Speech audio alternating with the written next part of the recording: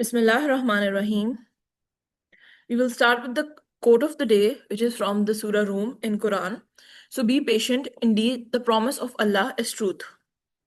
I'm Dr. Taimia Ayub, and today I will be presenting the topic of randomized control trial under the supervision of Professor Dr. Saira Afzal, Dean, Institute of Public Health, Lahore. So the learning objectives of today's presentation are to define randomized control trial and explain their role in establishing causality, describe key design component, randomization, blinding and allocation concealment, identify types of RCTs and select the appropriate design for a research question, critically appraise an RCT results using standard statistical measures, and recognize ethical and practical challenges in conducting RCTs, particularly in lower middle income countries. At the end, we will be doing multiple choice questions. So, we will start with the concept of experimental studies. Experimental studies are research design in which the investigator actively intervenes and then observes the effect of that intervention on outcomes. Experimental designs have further one important category, which is randomized control trial, which is a study in which participants are randomly assigned to intervention or control groups to evaluate the effect of a treatment, intervention, or exposure on outcomes. Randomization is the equal chance of assignment to any group.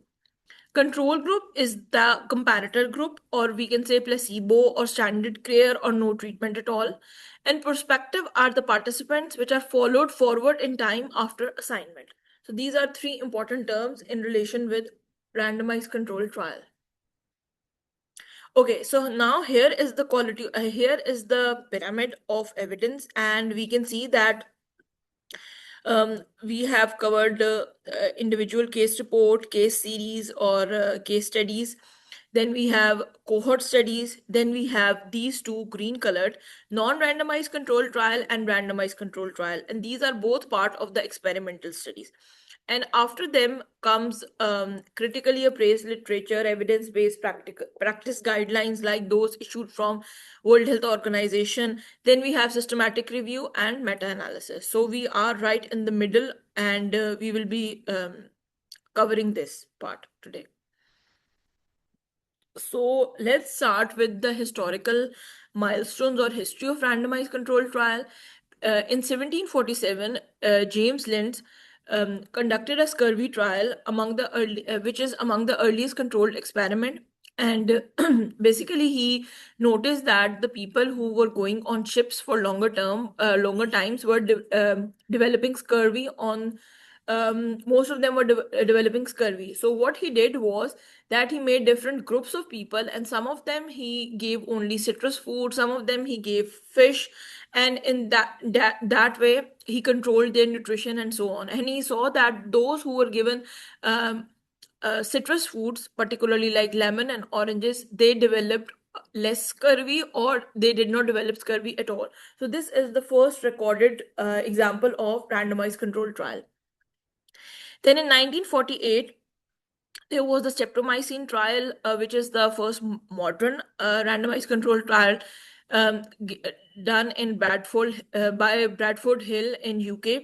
Then in 1980s, AIDS clinical trial transformed community participation in research. In 2000, there have been many large-scale randomized control trial in middle-income countries which have reshaped global health policies. And even today, we are adapting design, platforming trial, and pragmatic RCTs are revolutionizing methodology.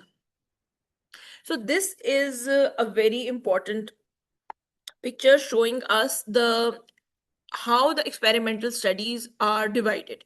So as we have just noted before also in the pyramid picture, that the experimental studies have randomized trials and non-randomized trials, or which are also known as quasi-experimental trial.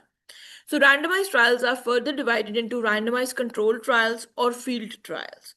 In randomized control trial, we have different designs, which is also known as parallel design, crossover design, factorial design, and cluster randomized control design. I will be explaining these one by one in the coming slides. And for non-randomized trial, also known as quasi-experimental trial, we have before, after study, and interrupted time series. So let's start with that randomized control trial in which the participants are randomly assigned to intervention and control groups. Common types of RCTs, as we just covered, are parallel trial, in which one groups get intervention, another gets control. Crossover trial, in which participants receive both treatment sequentially, like one by one. Then we have factorial trial, which tests two or more interventions simultaneously. Then we have cluster RCTs, in which groups like schools, hospital, villages are randomized instead of individuals. For example, testing a new TB awareness intervention in schools. So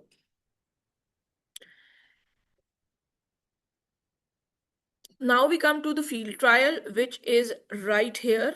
We have covered all this and the examples of this. Now we are coming to the field trial.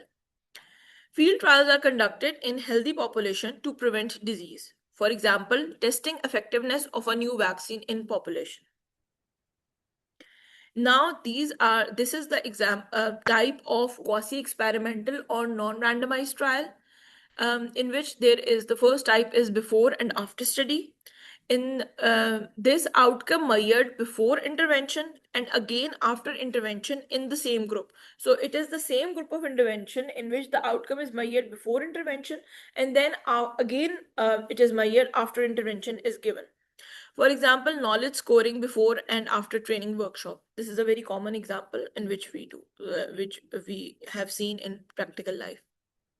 Then we have another type of quasi-experimental, which is the interrupted time series, in which repeated measurements before and after intervention over time. For example, monthly TB notification rates before and after policy implementation. So time is also involved and repeated measurements are done in this type of experiments.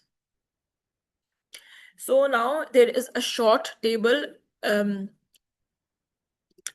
which is comparing the true experimental versus quasi-experimental trial. So randomization is present in true experimental trial. In quasi-experimental, it is not necessary.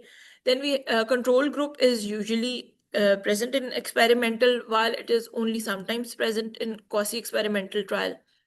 And the strength of true experimental trial or randomized control trial also is that it is the highest causal evidence, whereas in cases of quasi experimental, it is only moderate causal evidence. So, why do we randomize? And why is there need for randomized control trial? So without randomization, there is more chance of selection bias. Healthier patients choose treatment. Confounding will be more unmeasured variable, which will distort the result. There is observer bias. Clinicians may favor one group, and there will be no causal inference possible. But with randomization, there is balances, known and unknown confounders. It enables causal attribution of outcomes. It supports statistical inference and replication, and it is a gold standard for intervention evaluation. So again, we have just covered types of randomized control trial.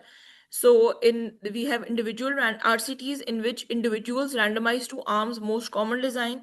Then we have cluster RCTs in which groups, villages, schools, clinics are randomized. It is used when contamination is a concern. Then we have crossover RCTs in which each participant receive all intervention in sequence. It reduces sample sizes needed. Then we have factorial RCTs, which test two or more interventions simultaneously using a matrix design. Then there are two new types of RCTs, which is the stepped wedge RCT.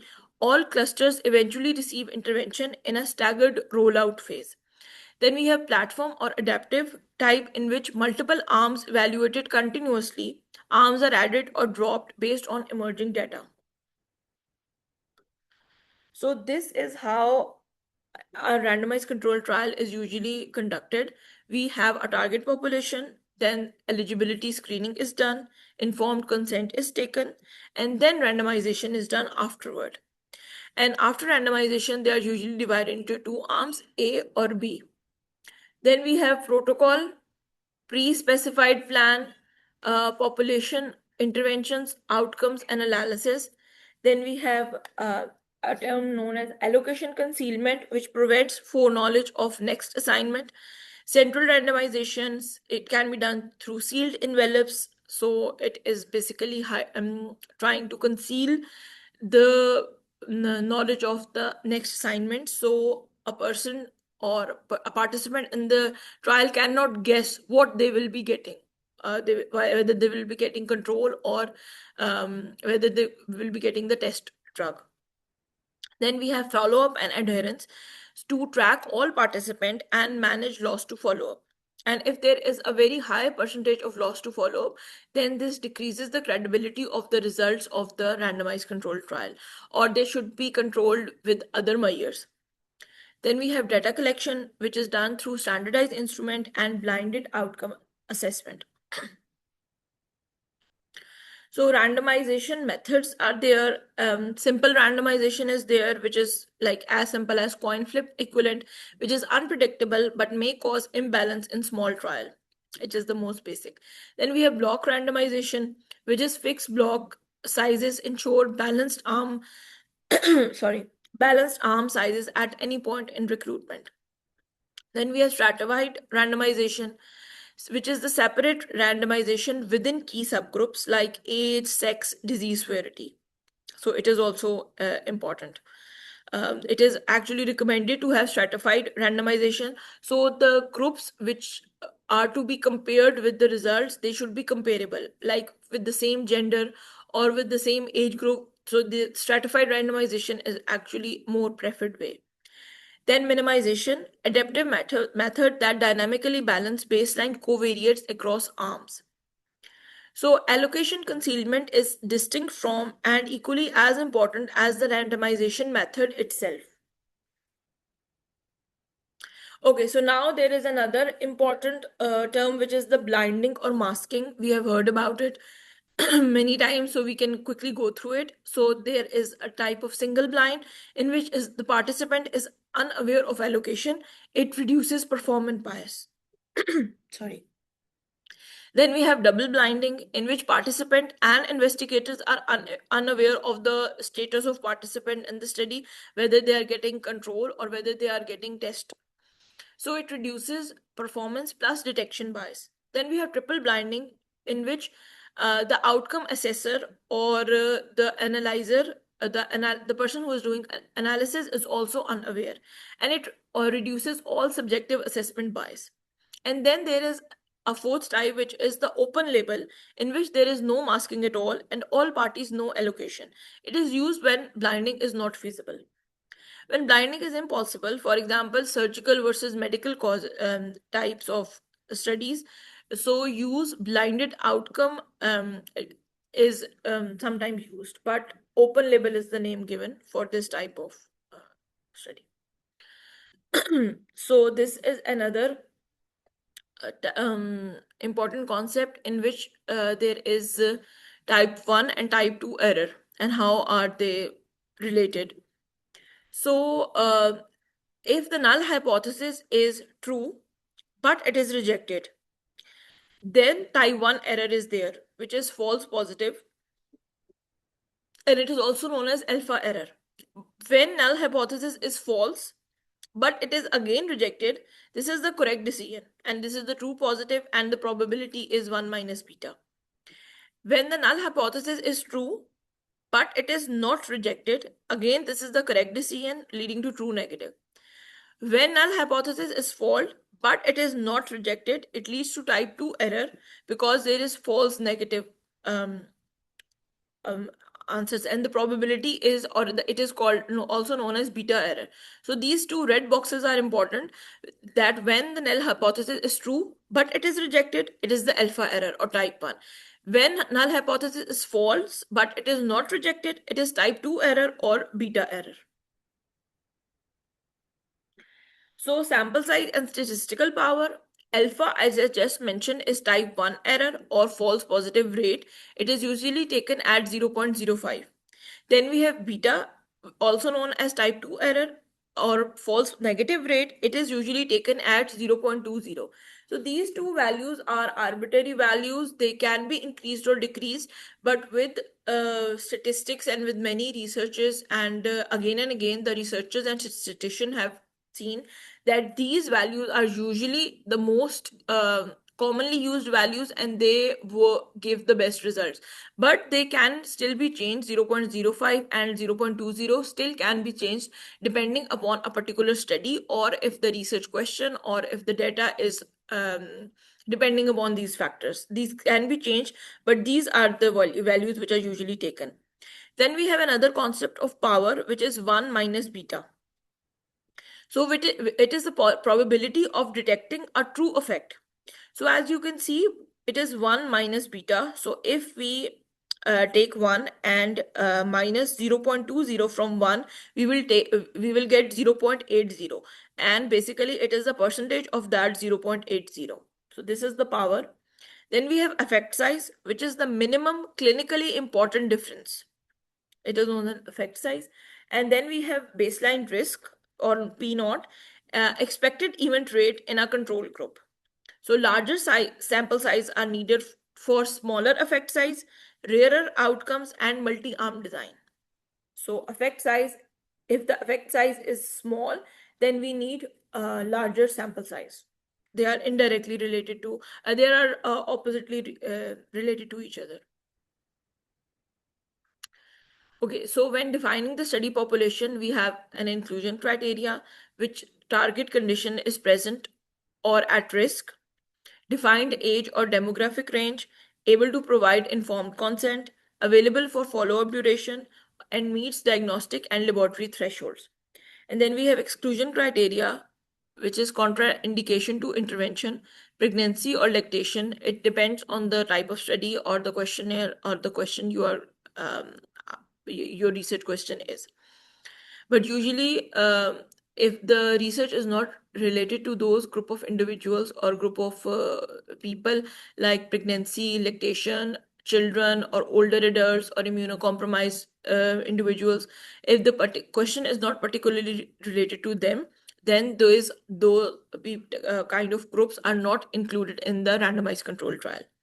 Concurrent or serious comorbidity, prior treatment with study drugs, or inability to comply with protocol. These are some of the exclusion criteria usually used in randomized control trial. So then there is the process of defining outcomes. First of all, we have primary outcome.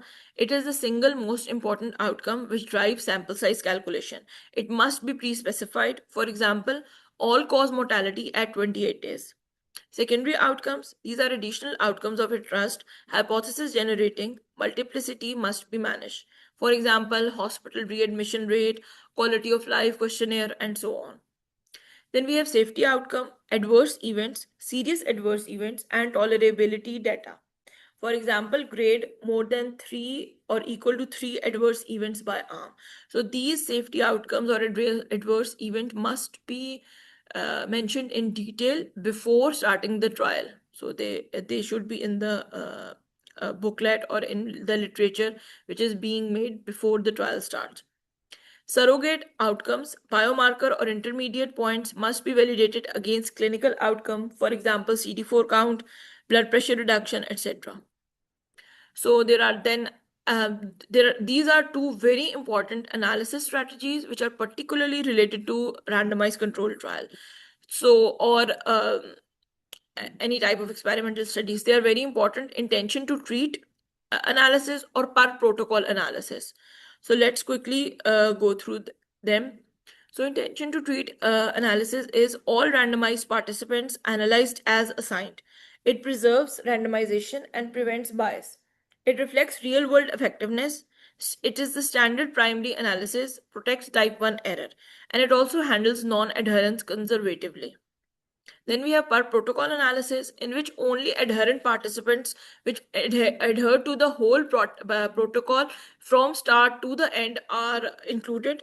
It estimates biological or pharmacological efficacy. It is susceptible to selection bias if poorly managed. It is used as sensitivity analysis alongside intention to treat analysis. And it is important for equivalence or non inferiority trial. So, this is an important see. So next time you read any paper regarding cohort studies or randomized control trial, you will see these two words, intention to treat analysis or part protocol analysis, in the methodology section. So uh, it will be more understanding. So what are the common biases in randomized control trial? We First of all, we have selection bias. The cause may be non-random allocation or unequal withdrawals, and to prevent this, allocation concealment is usually done, and intention to treat analysis is usually done. Then we have performance bias, which is differential care beyond the intervention. It is due to usually due to investigator or doctors if they are involved. So blinding of participants and provider like doctors is done. Then we have detection bias, in which outcome assessed differently by arm. So then again, prevention is done by blinded outcome assessor by using triple blinding. Then we have attrition bias, which is the differential dropout between groups. So attrition is basically when the number of participants are leaving, and they are leaving the study or the research unequally. Like more people are leaving from a control arm, then more people and less people are leaving from the experimental arm. Then this attrition bias arises, which is due to differential dropout between groups. Then its prevention is done by doing follow up for more than 80% of the participants and consort flow diagram. And then we have reporting bias, by selective reporting of outcome or analysis. And its prevention is done by pre-registration of clinical trials at clinicaltrials.gov, and also on a consort. So these are some of the ethical consideration and randomized control trial. Um, Equipoise, which is the genuine uncertainty about which arm is better. It is a prerequisite for randomization. Because if you already know that, okay, this or the investigator or the researcher already know that this arm is going to do good, or it is going to do better than the other group, then that defeats the purpose of the true clinical trial. Informed consent, it should be voluntarily, comprehensible, capacity based. Special care in low literacy settings should be done. So the individuals who are participating, the investigators and the researcher, must be very clear to them. They should be truthful to them, and they should explain all which is involved in the study and what harms and benefits they might be getting. Risk benefit ratio, potential benefits must outweigh foreseeable risk for all participants. Data safety monitoring, independent data safety monitoring board reviews interim data, can stop trial early for safety or futility. Community engagement, especially vital in lower middle income countries, it engages communities before, during, and after trial. These are the consolidated standard of reporting trial. It is a 25-item checklist ensuring transparent, complete reporting of RCTs. It is required by leading journals including New England Journal of Medicine, Lancet, BMJ, and JAMA.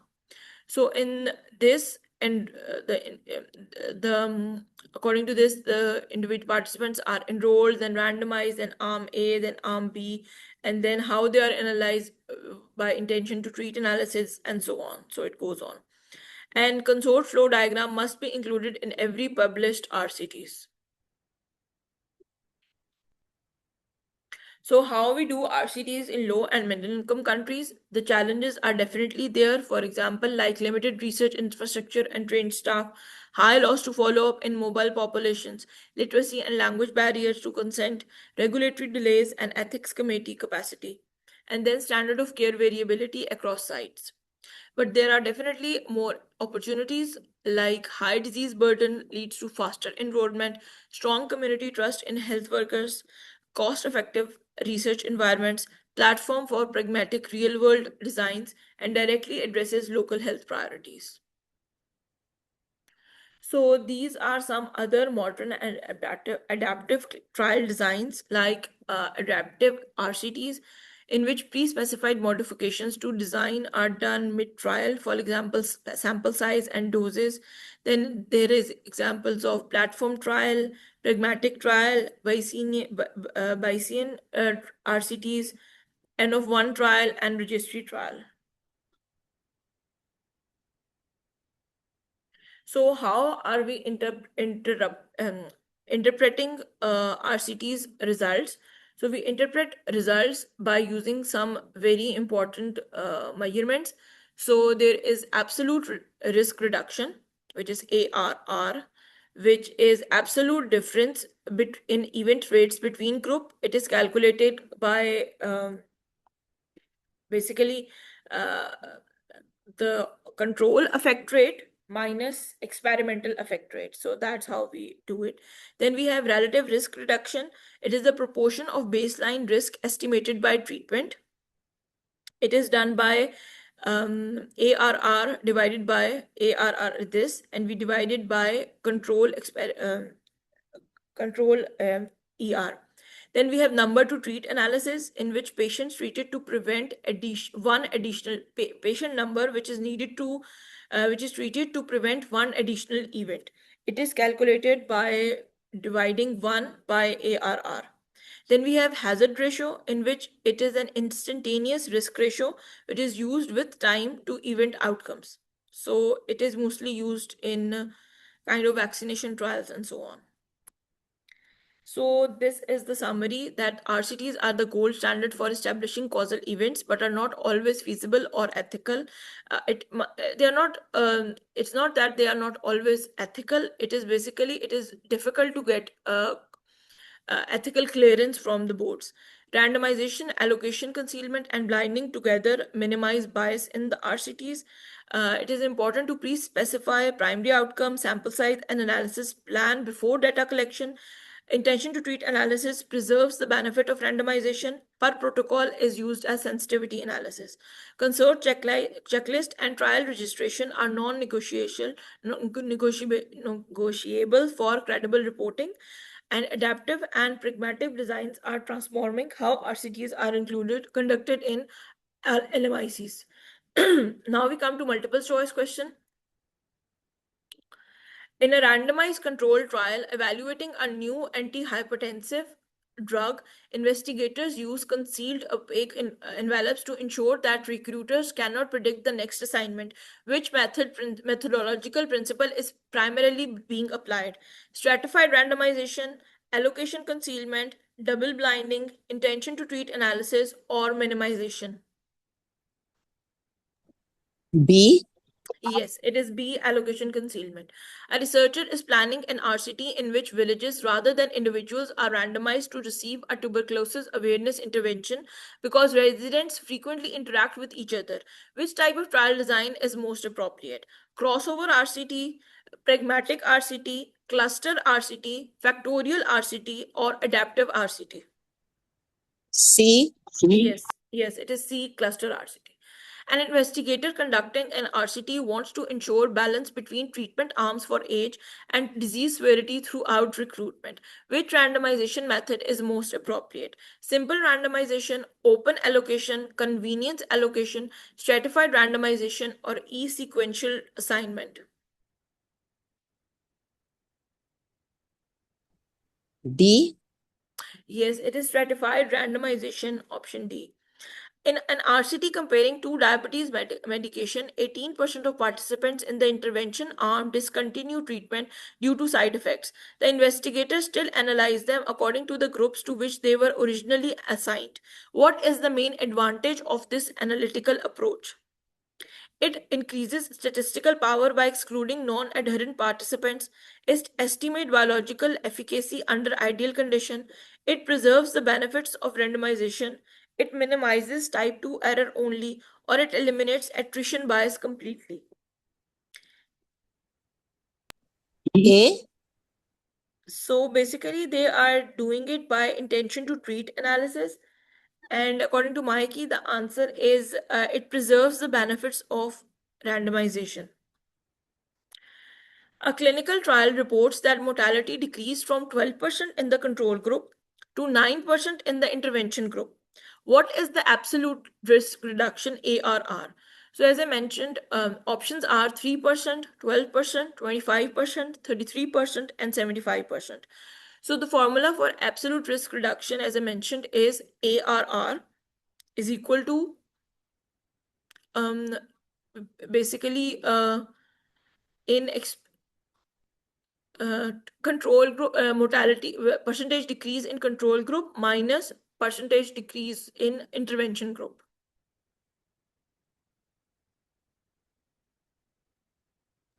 A. Yes, it is A. So we will simply subtract 9 from the 12. So we will get this absolute risk reduction.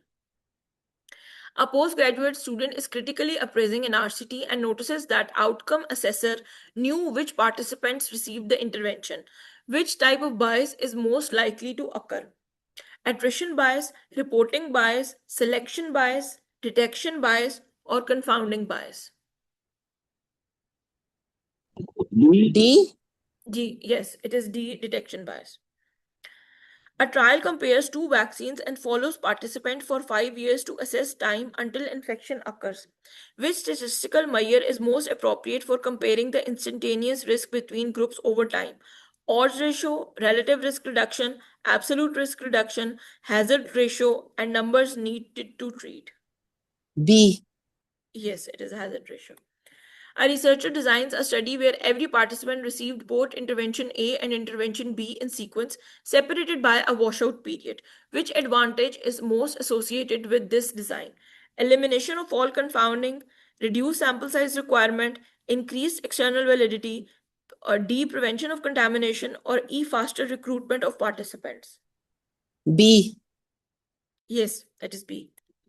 During an interim analysis of a large vaccine trial, an independent committee recommends stopping the study early because of clear evidence of harm in the intervention arm.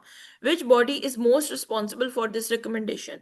Institutional Review Board, Trial Steering Committee, Community Advisory Board, Consort Panel, or E, Data Safety Monitoring Board?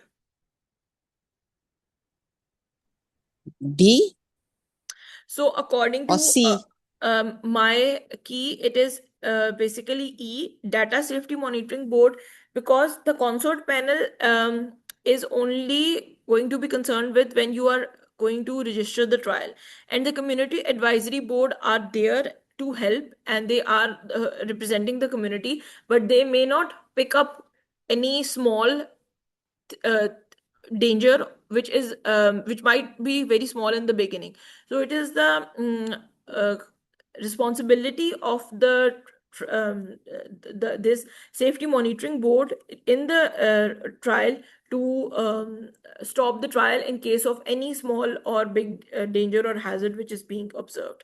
So these everybody is responsible, but these are the front line for stopping the trial. So this is the answer key, and this is the YouTube link where this video will be uploaded. And thank you very much for listening. Thank you